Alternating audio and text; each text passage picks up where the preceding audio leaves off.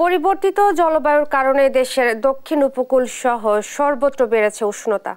অনেক জায়গায় যখন ব্লাস্ট রোগে নষ্ট হচ্ছে কৃষকের স্বপ্নময় সোনার ফসল, তখন আশা জাগিয়ে জলবায়ু সহিষ্ণু বাসমতি ঘরানার নতুন জাতের ধান এবার বাম্পার ফলন হয়েছে সাতক্ষীরা সহ দক্ষিণ উপকূলে।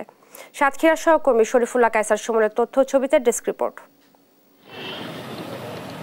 এবার গ্রীষ্মের শুরুতেই গরমের তীব্রতা, ধান আটকে গেছে ব্লাস্টে, একই সাথে গ্রীষ্মের দাবদাহে পড়ে নষ্ট হচ্ছে অন্য ফসলও। কিন্তু ব্লাস্টকে পরাজিত করে সাতক্ষীরা সহ দক্ষিণ উপকূলের খুলনা অঞ্চলে বাসমতি জাতের বিনা ধান চাষে অভাবনীয় সফলতার মুখ দেখেছে কৃষক।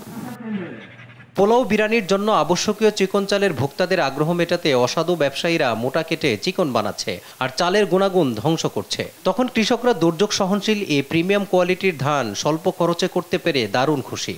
ফলন ভালো, পাশাপাশি উৎপাদন ভালো, অন্য ধানের চাইতে এখানে 3 থেকে 4 মণ প্রতি বিঘাতে বেশি। সহজে হেলে না পড়াতে ধানের ফলন ভালো এবং অন্য জাতের থেকে বালটাও বেশি লম্বা হয়। 500 হেক্টর জমিতে কৃষকরা পাচ্ছেন 3750 টন ধান, যার বাজার মূল্য 26 কোটি 25 লক্ষ টাকা। বাসমতি ঘরানার বিনা 25 ধান চিকন চালের জন্য সরকারের বিদেশ নির্ভরতা কমিয়ে আনবে বলে মনে করেন মাঠের কৃষকরা। বিঘা প্রতি মাত্র 9000 টাকা খরচ করে 25 থেকে 30 মণ ধান পেয়ে কৃষকরা হয়েছেন লাভবান।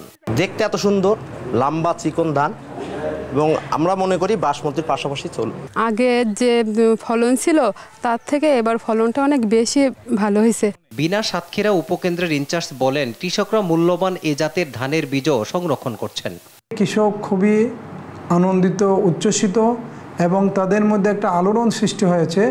তারা আগামী বছর এইটা চাষাবাদে খুবই আগ্রহ প্রকাশ করতেছে এবং কৃষকের কাছ থেকে বীজ সংগ্রহ করার জন্য চেষ্টা করতেছে। দীর্ঘ লম্বা এ জাতের ধান চাষ নিয়ে সন্তোষ প্রকাশ করেন বিশেষজ্ঞরা। এটা ধানেও যেমন লম্বা, চালেও তেমন লম্বা। এটার ভাত কেমন হয়, ঝরঝরে হয় এবং খেতে খুবই সুস্বাদু। এরপরে এটা চাষাবাদ করতে খুবই কম টাকা লাগে। এবার খুলনা অঞ্চলে 500 হেক্টর জমিতে চাষাবাদ হয়েছে এই বিনা 25 ধান। সামনের বোরো মৌসুমে এর পরিমাণ ছাড়িয়ে যেতে পারে দ্বিগুণ। নিউজ ডেস্ক, দেশ টিভি।